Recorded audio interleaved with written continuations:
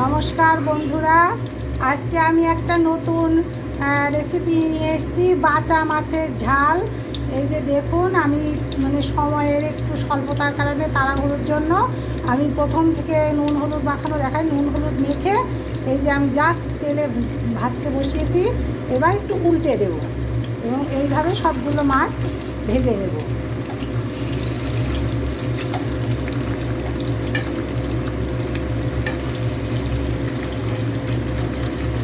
এইভাবে সব কটা মাছ ভালো করে সুন্দর করে ভেজে নেব। এই যে এখন মনে হচ্ছে আমার মাছ ভাজা এই পাঁচটা হয়ে গেছে। এটা তো খুব ফাটে, সেই জন্য ঢাকনা দিয়ে দিয়ে ভাজছি।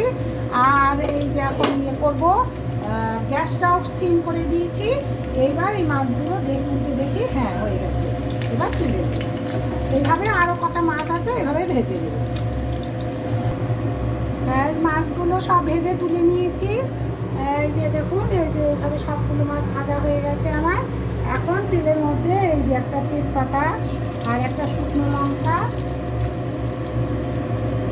আর একটু কালো জিরে সম্বরণ দেবো। কালো জিরে সম্বরণ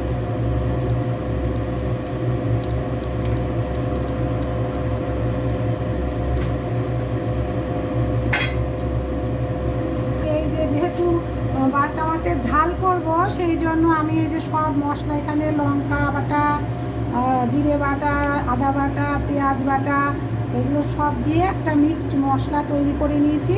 এখন এটা তেলে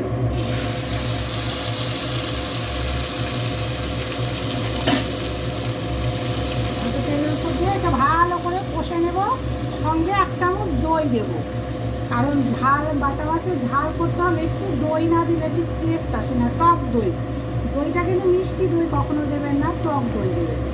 আর এখন এই হলুদ আর একটু নুন পরিমাণ মতো। এই যে মশলা কষানো দেখুন হয়ে গেছে, তেল বেরিয়ে গেছে। তো এখন এটার মধ্যে জল দিয়ে দেবো। ওই যে সেই গরম জল, আমার সেই প্রসেস, এই গরম জল এটা এই যে গ্রেভির জন্য দিয়ে দিলাম।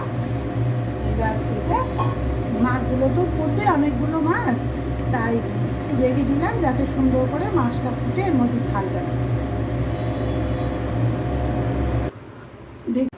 দেখি এই যে ঝোল মনে হচ্ছে ওপর থেকে দেখে তো ফুটে গেছে। এইবার একটা জিনিস দেব, সেটা আপনাদেরকে দেখিয়ে দিয়ে, এই যে রসুন, আমি তেলে কখনো রসুন দিই না, কষানোর সময় নয়। যে ঝোল ফুটে গেল, এখন এর মধ্যে এই রসুনটা থেতো করে রেখে দিয়েছিলাম, এটা দিয়ে দিলাম। আর সেই সঙ্গে এখন মাছটা ছেড়ে দেবো ওর মধ্যে। সব মাছগুলো এর মধ্যে ছেড়ে দেবো।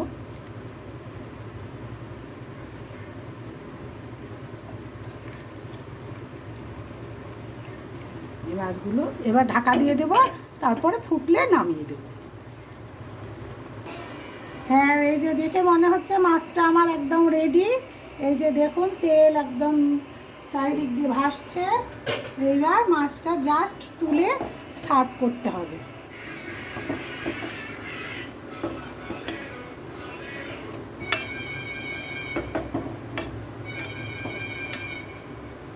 এবার এটা এইভাবে এরকম করে বাটিতে, এই যে বাটিতে তুলে নেব সব মাছগুলো একটা একটা করে।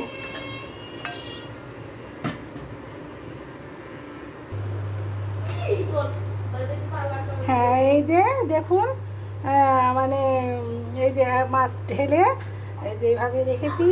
এইভাবে আমি যেভাবে আজকে রান্না করলাম, যেভাবে ভাজলাম বা যেভাবে রান্না করলাম, এই মশলা দিয়ে ঠিক এই প্রসেসে আপনারা রান্না করে দেখবেন যে কি অসাধারণ লাগে খেতে। দারুণ দারুণ এক কথায়। এবং এটা আপনারা করে খেয়ে, আর যদি রান্নাটাকে আমার ভালো লাগে তাহলে অবশ্যই লাইক, শেয়ার, সাবস্ক্রাইব করবেন, যাতে আমি আগামী দিন আবার নতুন কোনো ইউনিক রান্না নিয়ে আপনাদের সামনে আসতে পারি। বন্ধুরা, আজকের মতো এখানে, বাই বাই, টাটা।